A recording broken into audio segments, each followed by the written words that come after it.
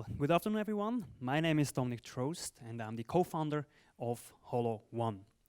We have the very ambitious, let's say, vision to be the future global leader in spatial computing enterprise software. But we're not just talking things, so we also develop stuff.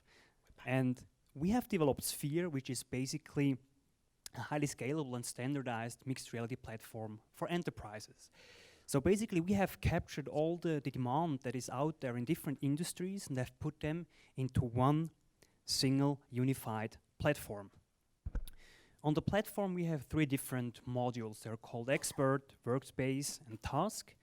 And with those tools, let's call them tools, the customers or companies have the opportunity to make use of latest AR technology.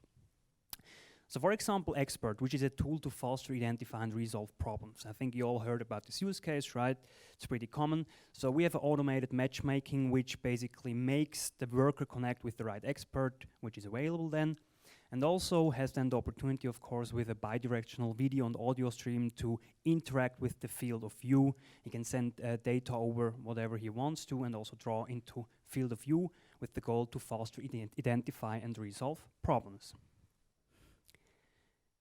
Then Workspace is a tool where the 3D model is in the center. So basically that means, and this is very unique actually in this field, we have developed an automated asset pipeline which enables customer to upload their CAD files, their raw CAD files or CATIA files, and directly upload it to our platform. And then within minutes they can use it into mixed reality.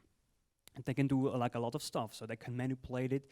And the models have all the time, like all the metadata and the layer structure they have in their CAD files. But it's more than that. You can also go out in, let's say, on the construction side and do one-to-one overlay, right? So you have the physical construction side, but you also the digital model. So you always have like how it should be and how it is.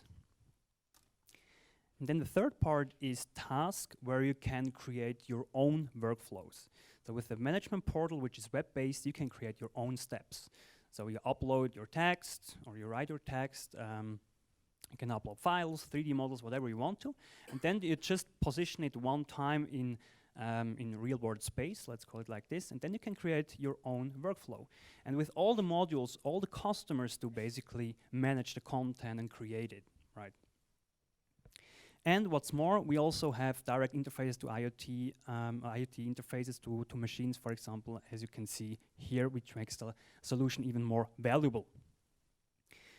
So we can say that with Sphere, we are transforming industries. For example, Renault, which use it for design processes, so they have physical mock-ups, foam mock-ups, clay models, and with this tool, they can now try their different designs on the physical model.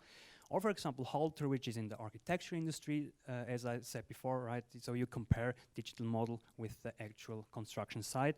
Or also some companies in the manufacturing industry that are already now reducing downtimes with our solution. So we have had like multiple proof of concepts. Airbus was the biggest 1.5 years ago already.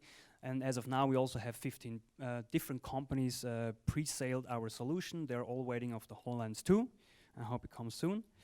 And we have a lot of partnerships. The biggest ones is Tech Data, for example, Changhong IT, also in China. So we're also present in China, which help us to scale already now in this early stage. So we can say that Sphere is an award-winning mixed reality platform. And this is not what we are saying. So basically, this is what our customers or the testers are saying. So because they have tested multiple softwares out there, and the feedback was only positive, right? So in the end, they said, well, it's one of the, if not the best solution, which tells us that we are on the right track. Then the market is huge. 6.3 billion will be possible to cover 2021 with our solution. It's a big number, right?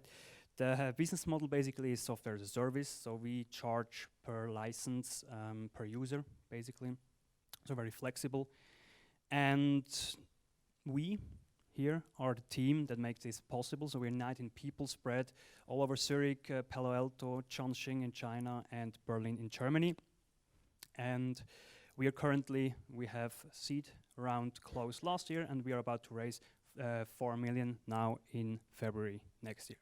So this is it. Thanks you for listening. Brilliant. Thank you. All right. I think we're back on track, so we actually have time for 2 questions.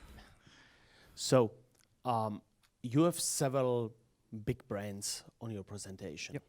They are, some of their data is quite mission critical. It's secret, it's whatever. Mhm. A SaaS platform, how do they face this? I mean, it's an Airbus, also some military provider. They have are very restrictive. A BMW uploading some kind of construction data. Oh, seriously? How do you secure it? Yeah. So basically, good question. Airbus and BMW, it's exactly those 2 companies that basically ask for deploying it on their servers, which is possible. We do that, of course, but it's something that is, of course, more expensive for those companies, but they also will pay it, so it's no problem from our side, not as well. But we have to steadily update it then as well all the time, which is then also manually, because all the, let's say, the updates, if you're, let's say, a regular user, if you use it with our cloud infrastructure, or we use it for Microsoft Azure, for example, I mean, then it's in the price included. But of course, if the customer wants to have it on a private server, we can deploy it, no problem. Of course, so maybe then you should change your slides a bit and put this secure whatever hint onto it. Okay. Yeah. Else it would be a bit confusing. Okay. Thanks. Cool. Yeah. Petri, you have a question? Yeah, I mean, you touched on the subject of hardware AR. Is that a hindrance on your scalability? And I presume it's just hardware AR, so not mobile AR. Exactly. I mean, we have Task and Expert. They also have like our mobile radio, but not the AR content. So in the Expert, for example, you can stream the call, of course, and do drawings and stuff like that. But yeah, we are focusing only on, let's say, 2nd generation devices.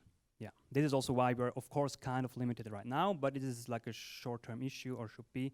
So we're not, I mean, there are also with the Lenovo device, Nreal, for example, there are stuff coming out that is very good. Brilliant. Thank you. Round of applause. And if I could welcome up Body Swaps.